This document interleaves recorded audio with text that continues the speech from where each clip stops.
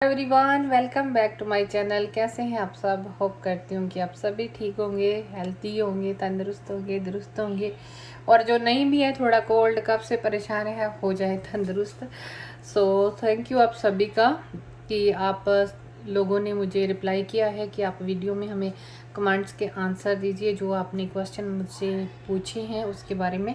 तो सबसे पहले मैं 2-3 बातें क्लियर करना चाहूँगी कि मैं कोई भी इमिग्रेशन एडवाइज़र या इमिग्रेशन से रिलेटेड लॉयर होते हैं उनके साथ वर्क नहीं करती हूँ, और ना ही कोई मेरा ऐसा प्रोफेशन है।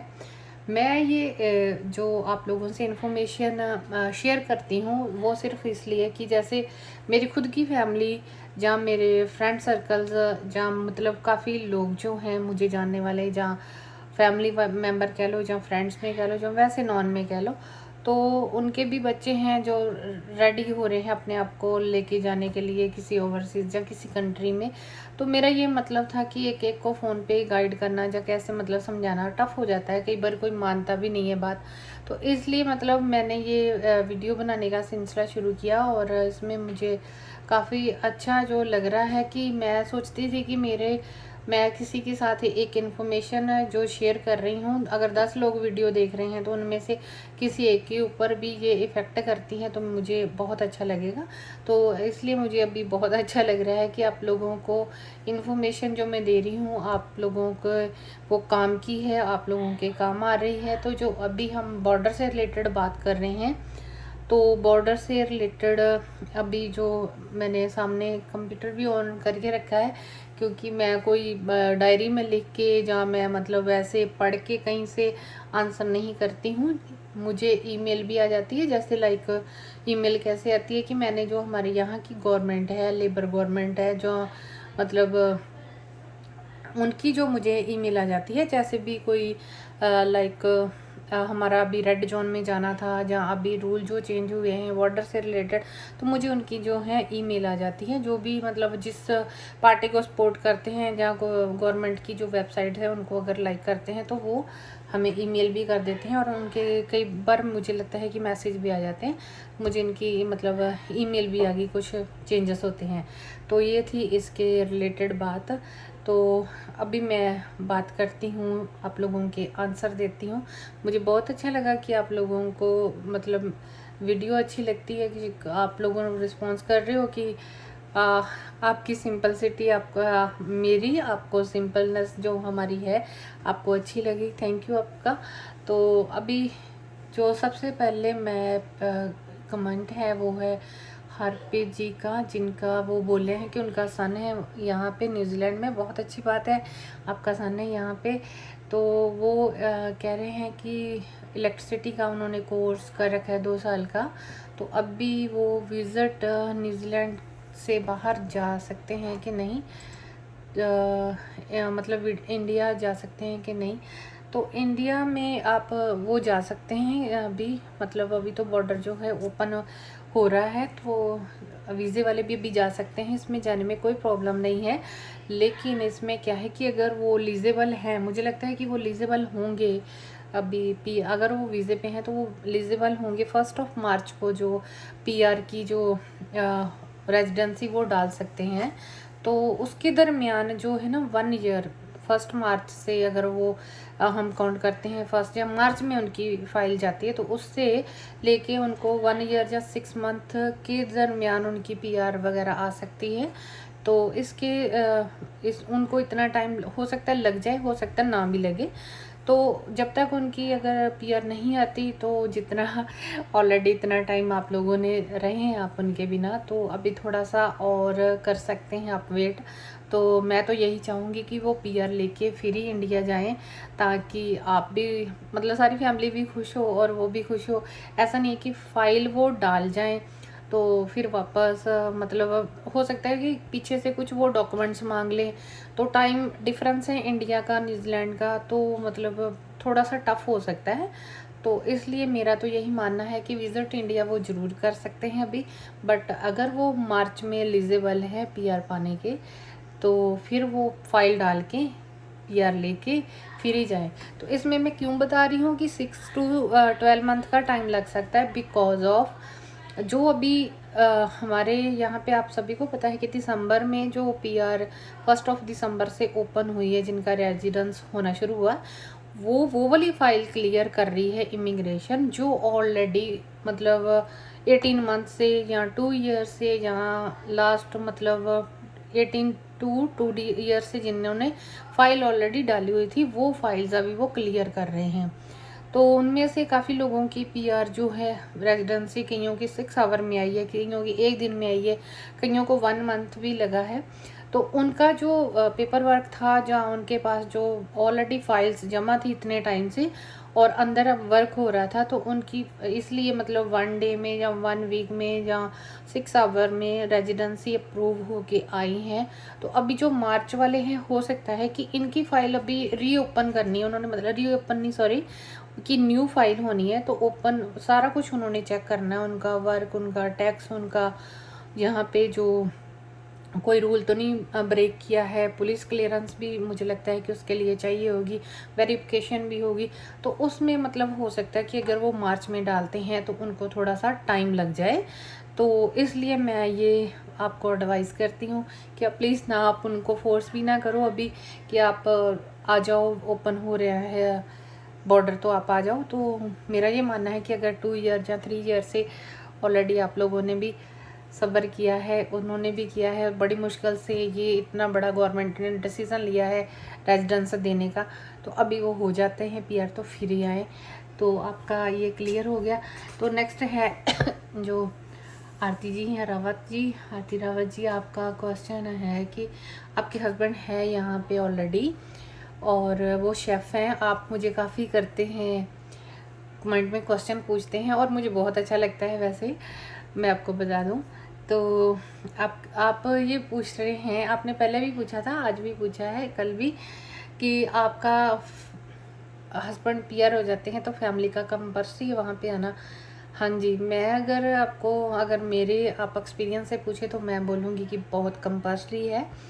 बिकॉज इसमें 2-3 चीज़ें हैं कि, और साथ में आपने ये भी पूछा कि आपके हस्बैंड पीआर डाल के आ सकते हैं, वो मैंने जैसे अभी पहले भी हरप्रीत जी का आंसर दिया, तो ऐसे ही सेम आपका भी है कि पीआर डाल के वहाँ जाएंगे तो पीछे से क्वेश्चन भी पूछ सकते हैं या कुछ और भी मतलब बातचीत हो सकती है। तो इससे बेटर है कि वो पीआर लेके ही जाएं, और जैसे इतना टाइम निकल गया तो ये भी निकल जाएगा। तो दूसरी बात कंपल्सरी होगा, बिकॉज उसमें 2 रीज़न है कि एक तो ये होता है कि इसके रेजिडेंसी के बाद हमें ये सिटीज़न भी लेना होता है, तो वो हो जाता है तो और भी अच्छा हो जाता है। तो उसके लिए आपको 5 ईयर में लाइक 1350 दिन, 5 ईयर 5 साल में 1350 दिन न्यूजीलैंड में आपको रहते हुए जब काउंट हो जाते हैं तो फिर वो करते हैं। दूसरा, मैं ये भी मानती हूँ कि अगर आपका जैसे मतलब फैमिली आ जाती है, बच्चे आ जाते हैं, तो बच्चों का यहाँ के माहौल के अकॉर्डिंग रहने की आदत डाल लेंगे, आप भी डाल लेंगे। और इंडिया में मैं भी अपनी मैरिज, जब मेरा वैसे फर्स्ट जो मैं न्यूजीलैंड आई थी तो 2009 में आई थी। उसके बाद मैंने मतलब मैं वर्क वीज़े पे आई, तो उसके बाद मैं 6 मंथ इंडिया चली जाती थी क्योंकि मैं वहाँ पे जॉब करती थी, और 6 मंथ में यहाँ पे रहती थी। फिर मेरी रेजिडेंसी के बाद भी मेरा मतलब 1 ईयर के बाद मेरी रेजिडेंसी हो गई थी, तो रेजिडेंसी के बाद भी मैं 6 मंथ ऐसे ऐसे करती रही। तो मुझे अभी लगता है कि वो मेरा गलत डिसीज़न है। तो लास्ट में जब मैंने फाइनल डिसीज़न यहाँ रहने का लिया है, वो मैं 2014 नवंबर से आई हूँ। तो बेसिकली मुझे अभी 7.5 ईयर हुए हैं यहाँ पे, मतलब कंटिन्यू रहते हुए। इसमें हम 2 साल के बाद इंडिया आते हैं। तो आप लोगों का कंपल्सरी है, आप आ जाएं अपने हस्बैंड के पास अपने बच्चों को लेके। तो इसमें दोनों ही वर्क करोगे तो आपका भी, अगर आप वहाँ पे भी जॉब कर रहे हो तो वहाँ का मन नहीं करता है छोड़ने को, जहाँ पे आप इतने सालों से वर्क कर रहे होते हो, लेकिन आपको ये डिसीज़न लेना पड़ता है क्योंकि यहाँ आप दोनों साथ में रहेंगे, बच्चे साथ में रहेंगे, बच्चों के फ्यूचर के लिए अच्छा है, बहुत अच्छा है। और साथ में आप वर्क करेंगे तो आपकी बाकी की फैमिली भी धीरे धीरे करके आप बुला सकते हैं, जैसे जैसे स्टेप बाय स्टेप। सो ये ऐसा रूल नहीं है कि हाँ मतलब करना ही करना है, लेकिन परमानेंट एक लगती है, पहले वीज़ा लगा, रेजिडेंसी लगता था, तो उसमें कंडीशन होती थी कि 2 साल बाद आपको परमानेंट रेजिडेंस मिलनी है। तो मुझे लगता है कि अभी ये परमानेंट ही रेजिडेंसी दे रहे हैं, तो ये 2 साल की कंडीशन वाला नहीं है। बट मेरा आंसर आपको ये है कि आपका कंपल्सरी है यहाँ पे आना। थोड़ा रुक के आ जाए बट आ जाएं ज़रूर। सो आगे है अनवर मान। तो उनका ये क्वेश्चन है कि उनका जुलाई को 22 जुलाई को जो है एक्सपायर हो जाना है, विजिटर टूरिस्ट वीज़ा लगा।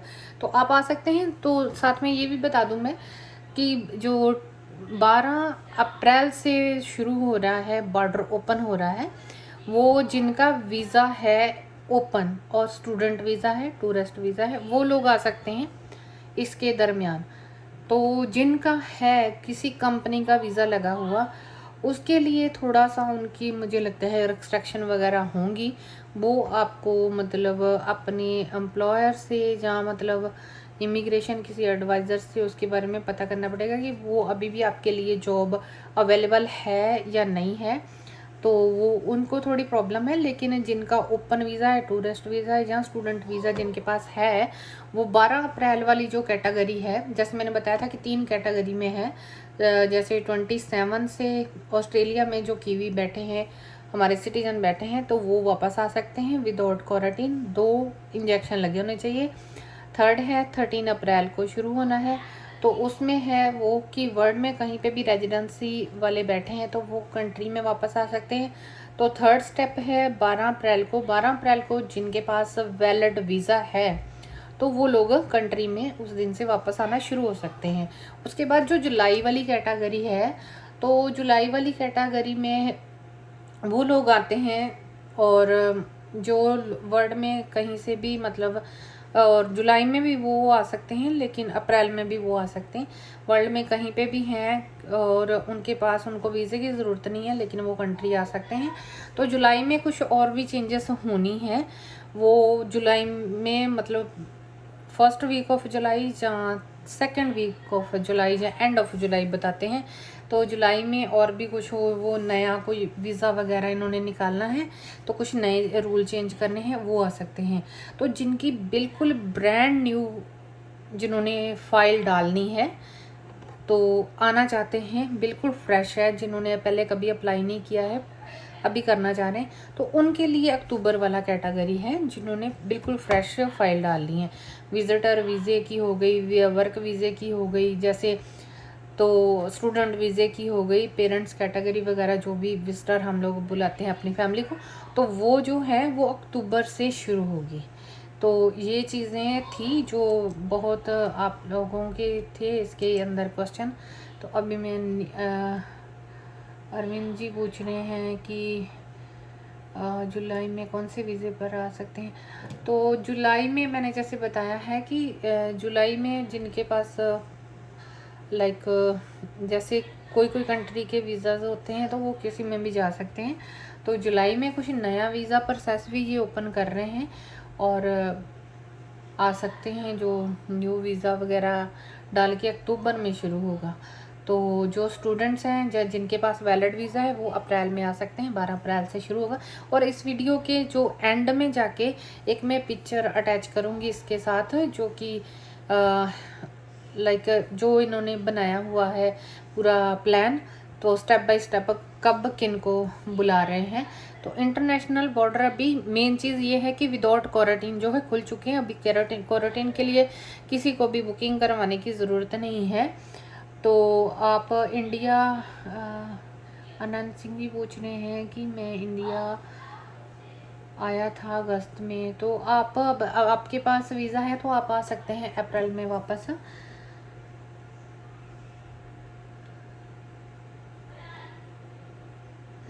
तो आपके पास अगर वैलिड वीज़ा है ओपन, जिसकी कोई कंडीशन नहीं है भी आप किस कंपनी में जाना मतलब जा सकते हैं अगर कंपनी का वीज़ा नहीं लगा। अगर जिसके पास कंपनी का वीज़ा लगा है तो उसको अपने एम्प्लॉयर से, अपने बॉस से पूछना पड़ेगा कि मेरी जॉब है या नहीं। तो उसके लिए आगे क्या रेस्ट्रिक्शन है, आप इसके बारे में इमिग्रेशन न्यूजीलैंड के वहाँ साइड में जाके, वेबसाइट में जाके चेक भी कर सकते हैं।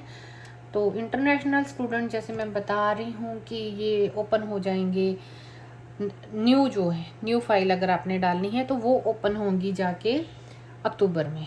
तो अगर हालात सारे बेटर रहे तो इसमें मतलब कुछ चेंजेस भी आ सकती है, ऊपर नीचे भी हो सकता है, तो ये चीज़ें होंगी। तो अभी जो आना है अप्रैल में 5000 लोग आ सकते हैं यहाँ पे, वो मैं साथ में जैसे मैंने बोला कि मैं अटैच कर दूँगी तो आप लोग देख लेना प्लीज़ उसको। तो ये खास खास क्वेश्चन थे जिन्होंने पूछा था। इंडिया कब आ सकते हैं,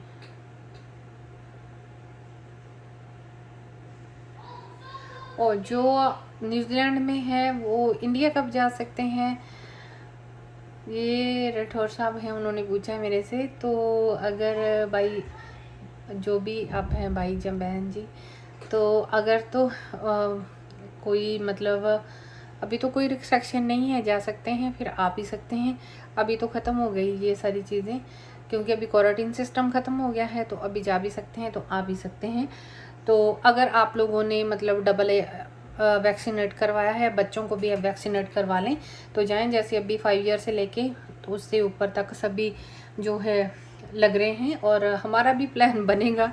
हमारे बेटे को एक लग गया है इंजेक्शन, दूसरा लग जाएगा, तो फिर हम भी end of this year India आएंगे। तो हमें भी मतलब 2 ईयर हो गए हैं इंडिया गए हुए।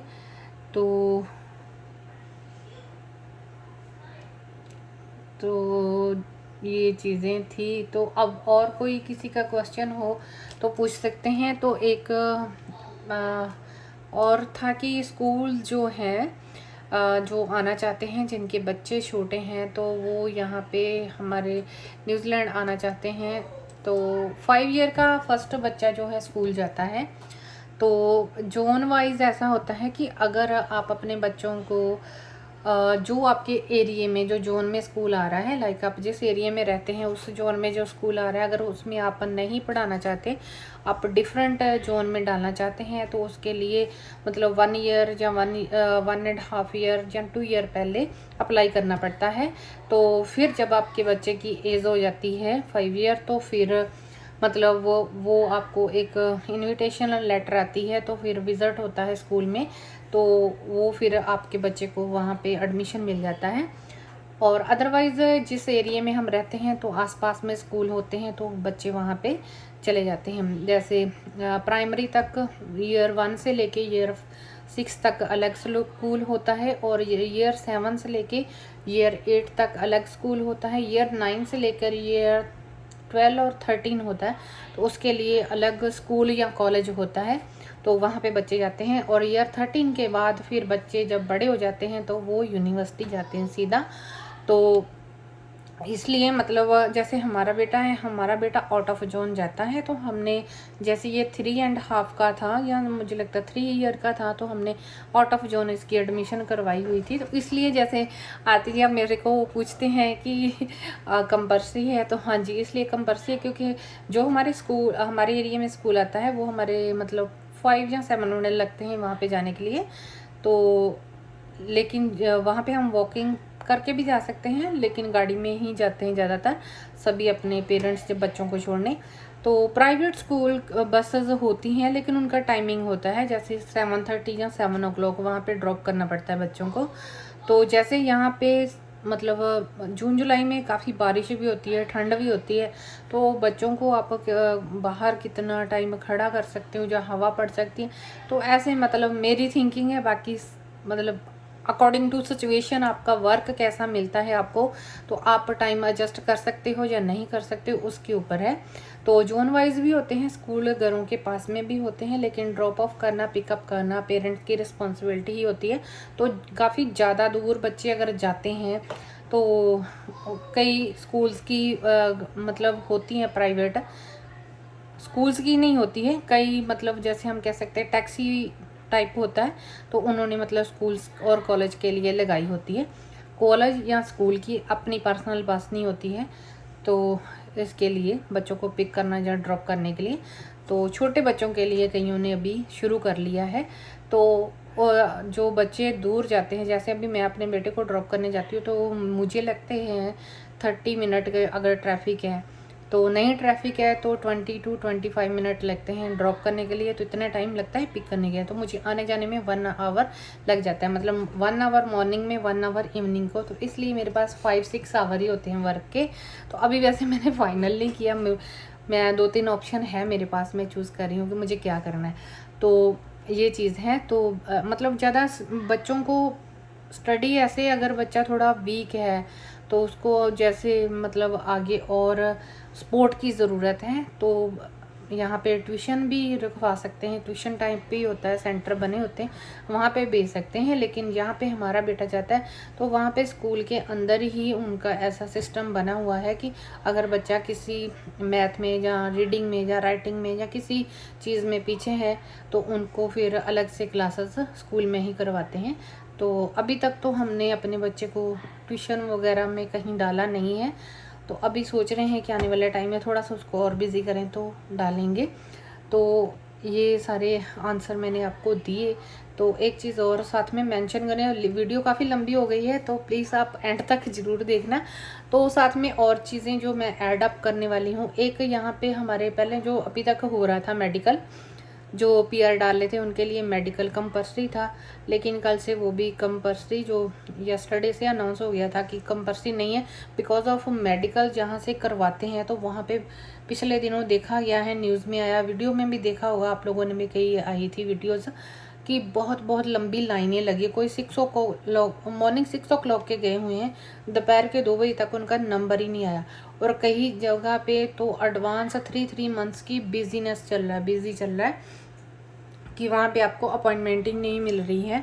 तो इसलिए शायद गवर्नमेंट ने देखा कि मेडिकल की ज़रूरत नहीं है, 2-2 साल से तो लोग यहीं पे हैं, तो कहीं बाहर ज़्यादा गए नहीं हैं, तो इनको भी रेजिडेंस देनी है, तो मतलब देनी है, तो इसलिए मतलब मेडिकल उन्होंने खारिज कर दिया। लेकिन बाकी डॉक्यूमेंट्स अगर आप यहाँ पे आना चाहते हैं नए सिरे से, जो लोग फ्रेश अपनी फ़ाइल डालना चाहते हैं, तो उनको मैं एडवाइस करूँगी कि आपकी अगर कोई अपनी लैंग्वेज, हिंदी, पंजाबी या मराठी में, जिस भी आप लैंग्वेज में, जो भी आप स्टेट से बिलोंग करते हो, तो अगर वो वाली लैंग्वेज में आपके डॉक्यूमेंट्स हैं तो प्लीज़ आप उनको इंग्लिश में कन्वर्ट करवा लीजिए।